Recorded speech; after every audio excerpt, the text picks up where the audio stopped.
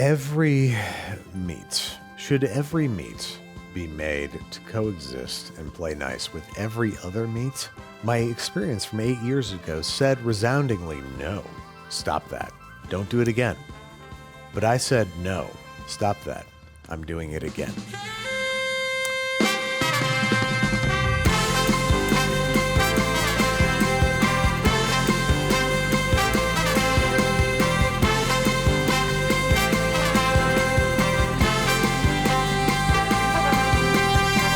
This episode is brought to you by Cook Unity.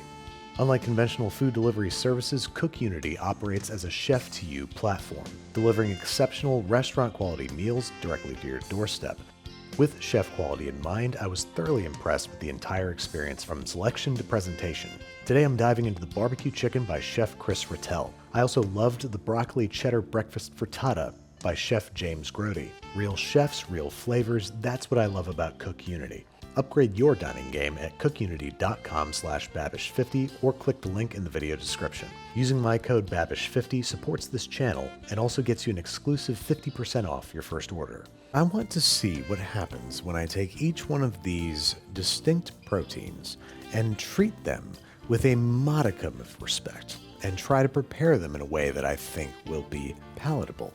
Then put them all together into a burrito, fittingly called the Every Meat Burrito. Come with me to the butcher now to get the meat for the burrito. So we're headed back to Paisano's Meat Market 8 years later, wearing the same outfit, wearing jean shorts to make you uncomfortable, and I'm gonna see how many exotic meats I can score for our Every Meat Burrito. I think they have a lot more than last time. We got some rabbit veal brains. No, we'll skip that one. Thank you though. With 8.7 million animal species on the planet, making an Every Meat Burrito is a remarkable feat. Indeed. How'd you do it? Turtle meat. Dear God. We got camel patties. With 8.4 million species on the 8.7 million species on the planet, obviously the hunt began at the butcher shop and it ended at the butcher shop when I decided I had enough meat. Semi-boneless quail, kangaroo medallions, elk rib chops, pheasant, alligator tenderloins, bison strip steak, that sounds nice. We'll do ground yak, ground wild boar. That's it for the exotics.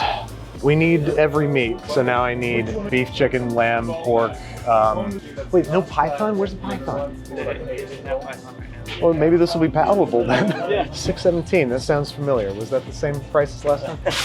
25, I thought, was a very good representative number for those 8.7 million different species, because making 8.7 million species taste good together, I would say is almost impossible. And I would say is actually impossible to get all of them into one burrito. So our first step is going to be making a sort of all-purpose spice paste. So I have 8 ounces of dried chilies here, a mixture of pasilla, guajillo, ancho, and arbol. Arbol for heat, the others for balance of earthy and fruity and spicy and nicey. So now I need to stem and seed them like good cannabis. Get high, stay high. Chilies have no seeds, no stems, and they are cut into 1-inch pieces. Now we're gonna dry toast these in a pan, add some garlic, some aromatics, toast our spices, hit it with a quart of chicken stock, bring it to a simmer until everything is soft, then blend it smooth in a blender. Now for the pork, I'm basically gonna go for a Mexican-inspired barbecue baby back ribs, which sounds pretty good, doesn't it? And I think, just shredding that meat is gonna be absolutely perfect, a whole different set of flavors for this burrito. So it's gonna be pretty standard dry rub on some baby back ribs. I've got some cumin, a bunch of brown sugar, ancho chili powder, ground coriander, Mexican oregano, garlic powder, and onion powder. Plus, we also need a whole lot of salt. 1 teaspoon's worth of coarsely ground black pepper. Oops, almost forgot. We're also gonna add 3 tablespoons of paprika, mostly for color, because let's face it, paprika doesn't taste like anything. But that looks a whole lot more like barbecue, doesn't it? All right, now we're gonna generously coat our ribs in this barbecue spice rub. This is going to turn into a moist, tacky substance that is not only going to help absorb and draw smoke into the meat, it's also going to turn into bark. Most treasured of textures and general objects in barbecue cookery is the bark. So before these guys go on the smoker, we're placing them in the fridge uncovered overnight. Braisables is what I'm calling this tray. Stuff that I'm going to sear a little bit and then braise in flavorful liquid. Probably a bunch of our spice paste, some stock, some aromatics. Just get some color on there, go slow and low in the oven, 225 degrees Fahrenheit for 3-4 hours, depending on the piece of meat. What are the pieces of meat? Glad you asked. First, we have a turkey leg. It's too big. I'm worried about it, not being fully submerged in the braise. So I'm probably gonna skin it and slice off some of the meat and just treat it like dark meat, which is what it is. Then I have a lamb shoulder chop here. This is nice and well marbled. It's got a bunch of connective tissue that's gonna break down beautifully. Perfect for a braise. Back here, I got some turtle meat, which makes me sad kinda to have. I like turtles, so. Oh well, this is the cost of eating meat, is feeling sad if you have, awareness. Then we have some chicken thighs. If we're gonna do chicken, might as well make it sort of like a pulled chicken tinga almost. And representing the country of beef, we have beef, these are beef short ribs. We're gonna sear them, put them in the braising liquid. Most of these are gonna go for a few hours, probably a little less on the poultry, and maybe a little less on the turtle, depending on what I find when I Google it right now. But we're not done yet with the poultry. We have here pheasant, quail, and Cornish game hen. We couldn't find squab, and also we didn't want to have to kill a pigeon on the street. It's not allowed, apparently. I'm going to do the quail whole because they're so tiny and they're pretty much all just dark meats. Like they will braise nicely. But the Cornish game hen and the pheasant, I'm going to remove the drums and thighs and braise those as a single cohesive unit. All right, so now we're gonna grab our various meats and we're going to place them in a high-powered blender. It's gotta be high-powered because there are bones in this. I gotcha. Rather than that, we're gonna do something precarious, which is liquefy our chilies in their own juices. Now we're gonna blend our chili mixture until it is completely smooth. Make sure that you take the top out of your blender lid and cover it with a clean cloth. Otherwise, pressure can build up and it can explode. Our meats are broken down, so now we're gonna introduce them to a ripping hot braising pan in which they will be seared, then braised. Anyway, that's what's happening here at the prep table. We'll see you back over on the stovetop, Babish. Thanks, Babish. I'm gonna start by throwing down some vegetable oil. We need plenty of lubrication because we're gonna try to put a nice crust on this meat without it sticking, which it's gonna do, so whatever, I don't know. I'm gonna fire this up. How you doing back over there at the prep table? Living the dream, buddy, living the dream. That's what's hot. So is this pan, so I'm gonna throw some meat in there.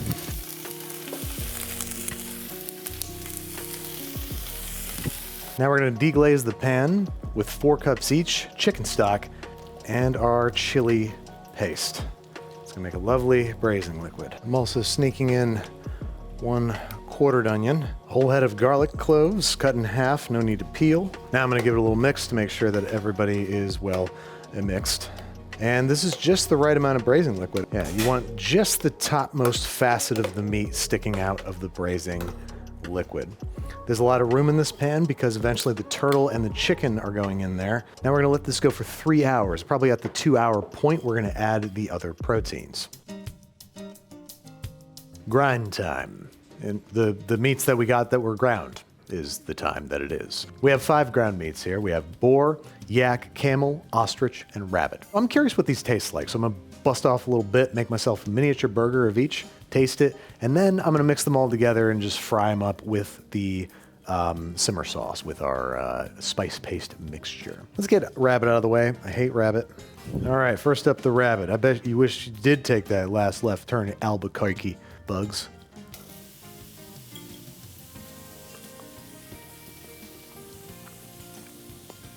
Oh, they left a little bit of connective tissue in there. I'm not crazy about rabbit. To me, it's like gamey chicken, which, even saying that, do you want that? Next up, we have some ostrich. I do tend to like ostrich burgers, so this ought to work out just fine. It's crazy that it's a bird, because it's always tasted interchangeable with bison to me. So, I don't mind it at all. It's not bad. All right, this is no common house boar. This is a wild boar. And for wild boar, that is remarkably mild and not gamey. Normally, I'm used to this having a fair amount of game to it. It's a relatively fatty pig. Normally, I just expect some really grassy stuff, some really funky stuff, some woodsy things. But this really tastes quite clean. If I tried this blind, I don't think I could tell you what animal it was. It's very neutral. So that's cool because we're dealing with a lot of not neutral things. Next up, you better not talk back because yak. Fatty yak. That yak talked back and it got fat. I can't say as though I've ever had yak, with the exception of in the Every Meat Burrito, but I couldn't really discern it. Let's see what happens. It's juicy as a hail, even though I cooked it like whale. That's very tasty. Not nearly as gamey as I thought it was going to be because yak, it's a wild animal. Tastes like a really high quality grass-fed beef. That stayed so juicy even though I cooked this well, so it's really well marbled, and I think it's just changed my whole life. Last up, we're going to try out an animal that I can't believe isn't a cartoon, a camel. That's pretty grassy. It's very metallic, it's very grassy, and it's got this very pungent grassy flavor. And it's grassy. It's ironic because they don't have grass. So not my favorite, but luckily it's barely gonna be in there. That's the beauty of the Every Meat Burrito. You don't have to really like anything. So I'm gonna mix of those, and I'm gonna fry it up and hit it with the sauce. It's about an equal amount of each. There we go, folks. A little something for everyone. It's the circle of life. There we go, we've added our simmer sauce. And we're gonna let it live up to its name and just simmer for a little bit of a minute. All right, there goes our exotic ground meat mixture. So I've got some duck bacon here. That's gonna be our duck representative. It's gonna be delicious, and I'm going to crisp it up in a pan before we add it to the situation. And now I'm gonna add it to the other meat. I'll give it a little bite just to say I did. You don't go to the Pacific Ocean and not put your toes in the water. It tastes like some generic ground meat with the enchilada sauce. We'll be right back with more cooking.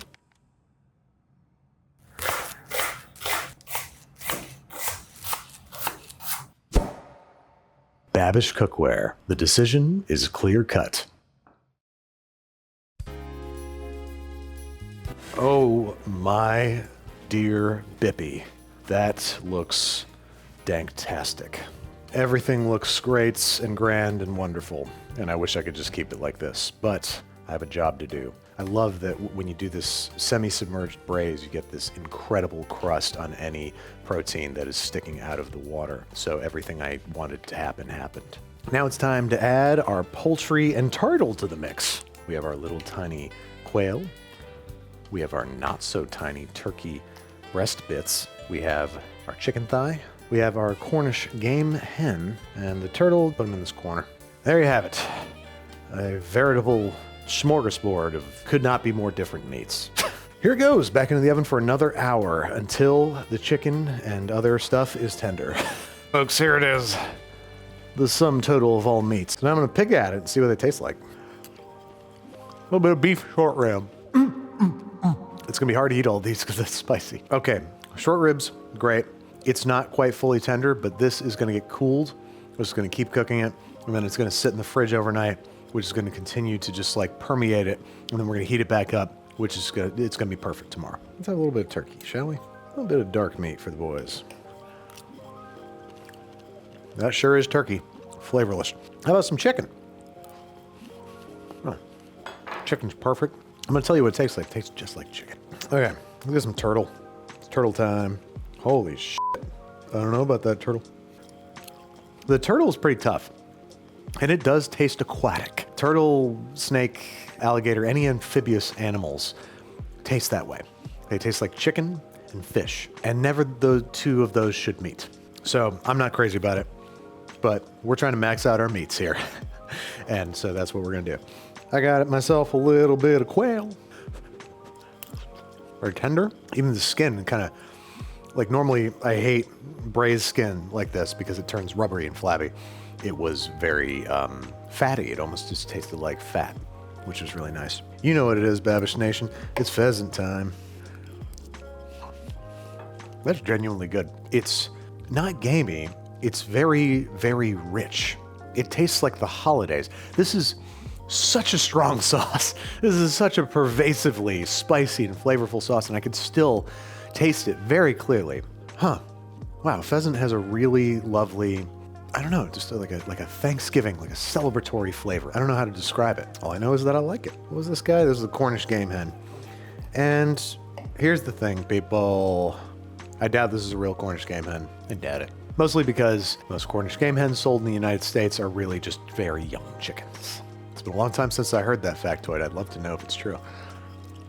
It's good. It tastes like chicken. Oh, the lamb. The lamb is so tender.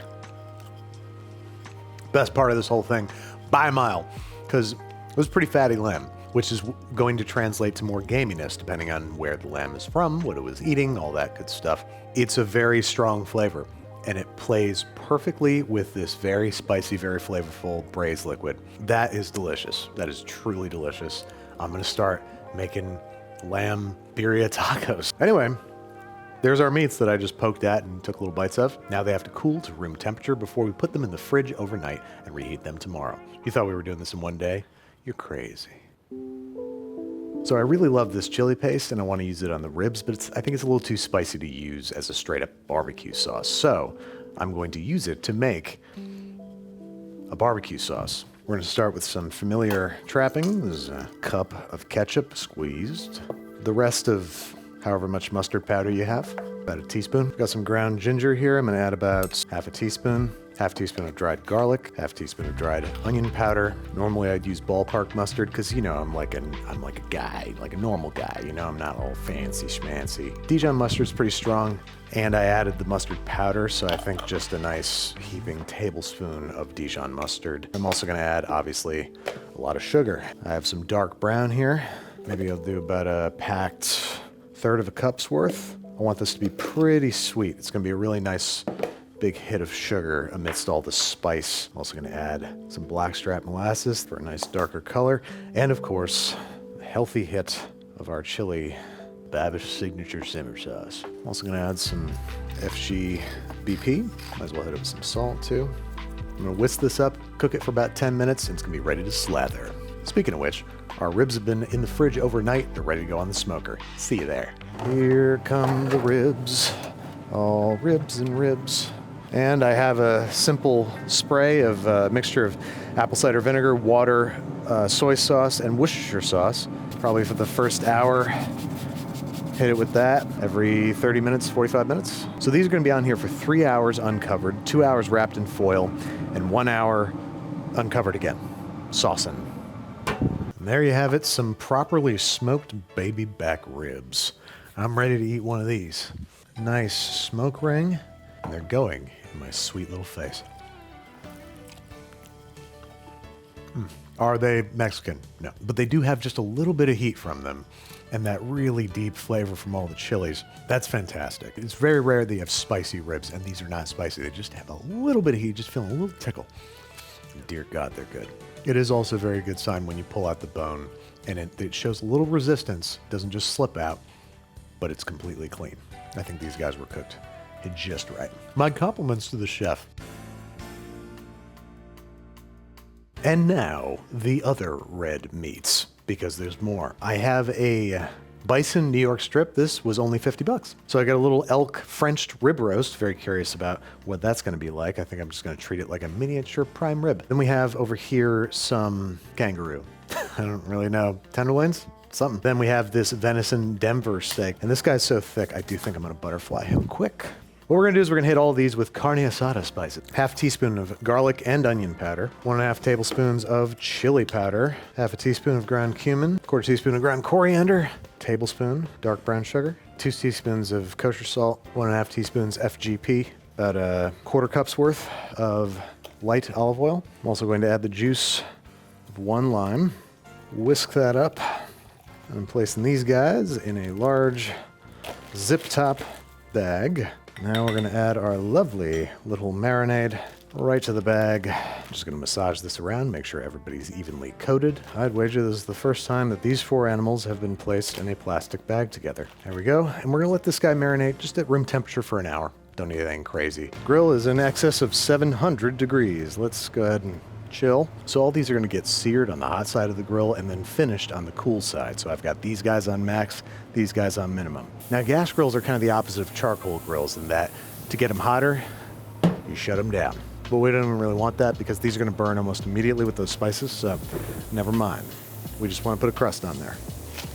All right, so we got some great char from the hot side of the grill. Now I'm gonna move things over to the cool side to finish cooking. And since these are all different thicknesses, they're gonna take different amounts of time. We're gonna shut this down and let them slow cook. I'm probably gonna push everybody to a medium. I don't want medium meat in my burrito, but that's the most proper way to cook this. We'll cut off the edges, the more done stuff for the burrito. All right, let's try out these meats one at a time, see what they're like. This is the kangaroo, which I cooked to, frankly, perfectly. Well, I'm very proud of myself. Very lean, so I'm glad that I cooked it at this temperature because otherwise it'd be dry as a bone. It has a light, very mildly sort of grassy flavor. It tastes very much like venison, and they look very much like venison. All right, now we have the venison. I'm happy with that cook because it's a little less visceral.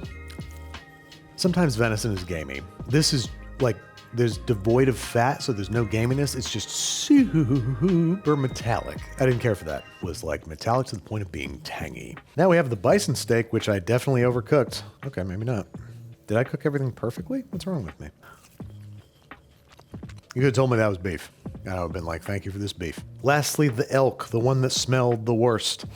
And the one that I probably cooked the rarest. I cooked everything perfectly.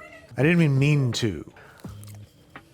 Oh no, that's actually exquisite. It's got some venison-like characteristics, but also some lamb-like stuff going on. Yeah, very, very lamb vibe, without as much lamb gaminess, which I personally prefer. Chop up some of the more well-done bits. I don't really want a bloody burrito. So here's our contingency of grilled meats, which I'm gonna give it a little chop. Warhead's burrito side. Nice little bite-sized pieces. This is, now room temperature, so I might heat this up with the poultry and the other braised stuff in a little bit of chicken schmaltz, just to sound like a prick. All right, folks, I'm thrilled to begin setting up our deep fry station. First things first, our bull testicle. Look, I know that I eat meat, and I should be able to handle eating something, viscerally familiar. But there's something about this. As I touch, manipulate, and eventually will cut it, I feel it simultaneously. I won't say where. I'm gonna parboil it and then I'll peel it. So for the fish contingency, we wanted something extremely mild and tender, so tilapia was an obvious choice. It's gonna be a small form factor. It's going to be almost flavorless and very tender and easy. Then we got some gator. I don't know from what part of the gator this hails. Then we have a lobster tail. I can't remember if they called this out in the cartoon itself, but we're trying to max out meats, and lobster is very often paired with meat. This has the same, consistency as the testicle. Like, why doesn't this bother me? Now that I'm imagining it as a testicle, it's bothering me. The mind truly is an amazing tool. Got some shrimp. They're easy peel, which is my preferred kind of shrimp. And then the crab, I just decided I'm just gonna fry these lumps. I don't feel like making a crab cake. It's funny, I don't want to do it. Yeah, now all we have to do is boil our ball. Just gotta take our ball, we gotta boil it. Oh, fucking shit. I don't wanna touch it, Ah, God, it's so soft. It's so soft. It's pillowy soft.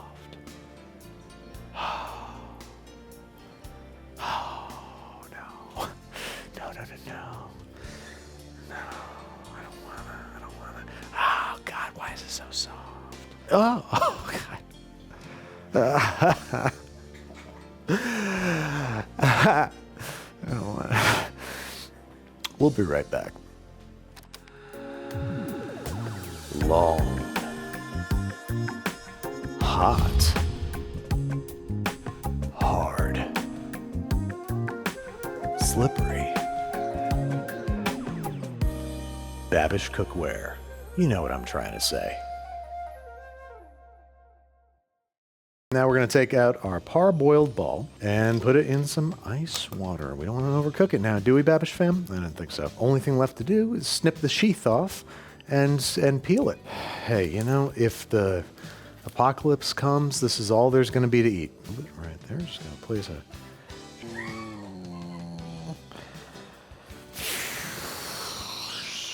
Okay, here's what we're gonna do instead. I can't seem to get this off. So what I'm gonna do is I'm gonna slice it in medallions, and then I'll trim. Oh, I'll trim okay,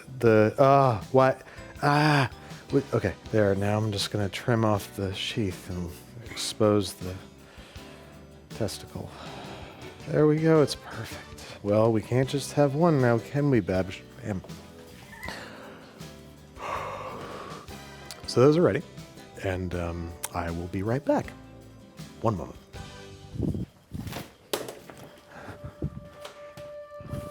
So it's interesting because all the meats you got were from different animals, but you already had beef covered and you got a bull testicle. Can you tell me why? Well, the answer is very simple, Brad. This is a YouTube show, and I wanted clicks. I swore I'd never have one of these again. Oh, Jesus. And if we say or imply or even just feature a bull testicle as one of the meats that I eat, we're guaranteed 100 million views. 100 million? Yeah, right? That's what you said. Oh, no, I didn't say that. Well, who I've been looking at this whole time? Who's here? Who am I talking to? The honey? Andrew, there's nothing there. It's just a dark room that's too underexposed for anyone to see anything.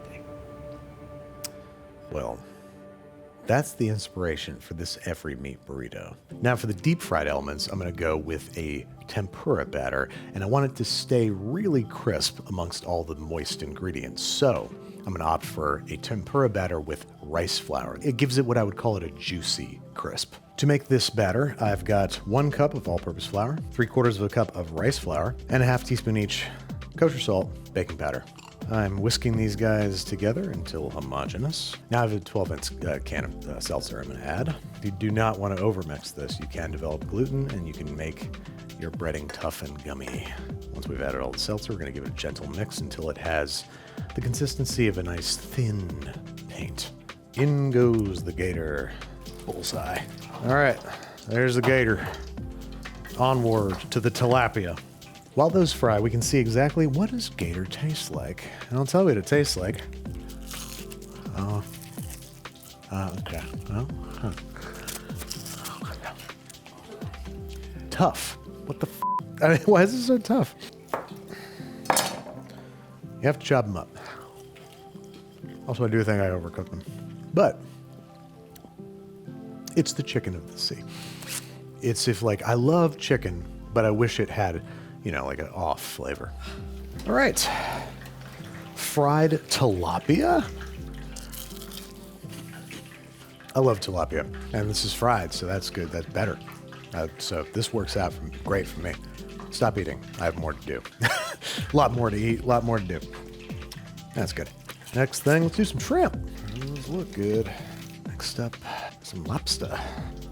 My lobster hunks, my lobster balls. Let's do a couple lumps of crab. And then, folks, it's about that time. Last up are these angry little sextagons of yellow reproductive organ. There you are. All right, while those balls fry, let's sample some stuff. Shrimp. Do I have to eat this? I've had fried shrimp. Delightful. Cooked just right. Not slippery or ropey. Nice and moist. What I'm very curious about, however, are these lobster bites. Oh, I was about to ask, why don't they have lobster bites at every drugstore? But it's because in the time it takes to get the breading, browned, this is overcooked. It's a little overcooked. It's still perfectly good. Like, I didn't have to, fight it like that gator. But it's not as resplendent as lobster ought to be. Crab. I still have one stay of execution left before the last. Oh, fun. Needs tartar sauce. All these things would be great with tartar sauce, especially these, what are they called? Rocky Mountain oysters now. That's what they've become.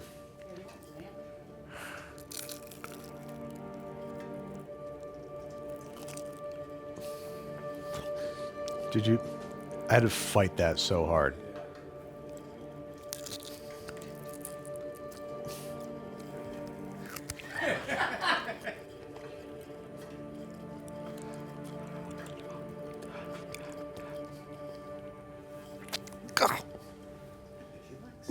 It's like salt, snails, puppy dog snails.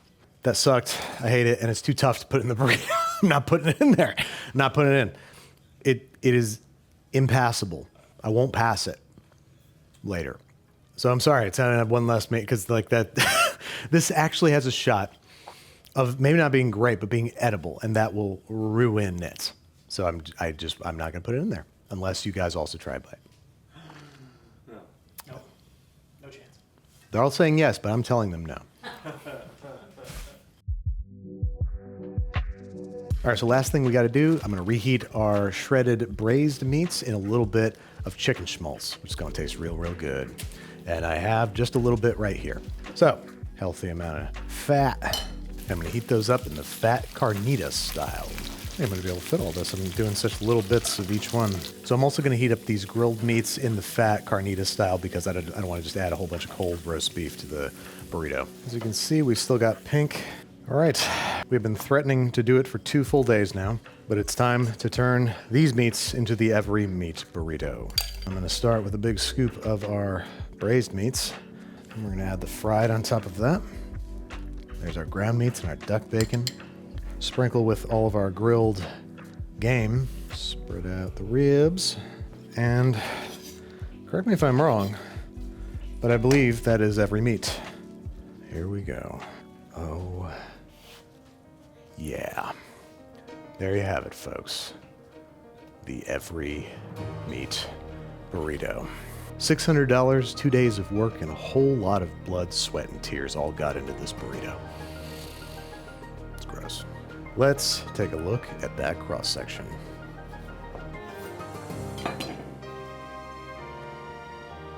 It looks like there's rice and other stuff in there. It's not. It's just meat. Every meat. Time to go for it.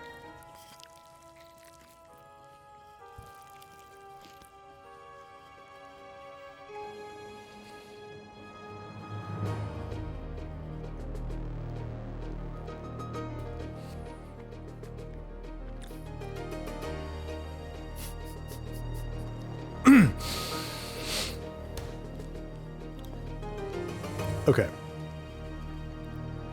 Does not taste half bad. The deep fried stuff is still crispy. The problem is the textures. So you have juicy stuff, you have crunchy stuff, but you also have like ropey.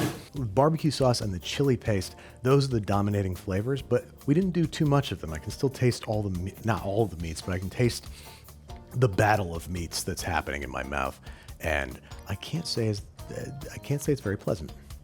You're constantly picking up, as I was chewing that, I picked up on new flavors every chew. And you'd think that'd be cool, but it starts happening too much and you're like, this isn't the way nature intended. All that to be said, I just took a giant bite, made sure I got at everything, and I swallowed the whole thing, and I would gleefully take another. And I will actually, it's not bad. But some of the textures are dumb and some of the flavors are dumb and it's dumb, but it's not bad. So, huge step up from round 1 8 years ago, which I had to very promptly spit into a garbage can that I put next to me for that reason. I still have nightmares about that. This, I'll probably not think about again for years. It's pretty tasty. It's not, yeah.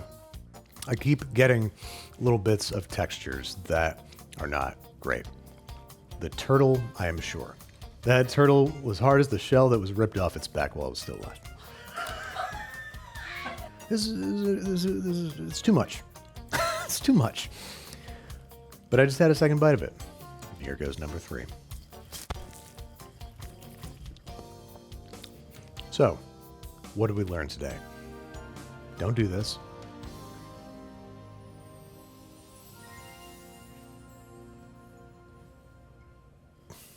Thanks again to CookUnity for sponsoring this episode. With dishes meticulously crafted by esteemed chefs like Food Network veterans to James Beard Award recipients, you can always have a restaurant-quality dish ready to eat, like this Cuban-style beef picadillo by Chef Jose Garces. With CookUnity, you can set your preferences to call out what you like and don't like, then pick a plan and get menus tailored to your taste 2 weeks in advance. And with chef quality in mind, their meals arrive fresh, not frozen, with chef's instructions and nutrition details attached. Go to cookunity.com/Babish50 or click the link in the description and use my code Babish50 to get 50% off your first order of Cook Unity meals to try them out for yourself. It's not something you would ever want to make yourself, but it's also something you'd never want to try. But that's why I'm here, to answer these impossible questions and fill in the blank for what would happen if. Until next time, I'm Andrew Babish, and this has been another episode of this show.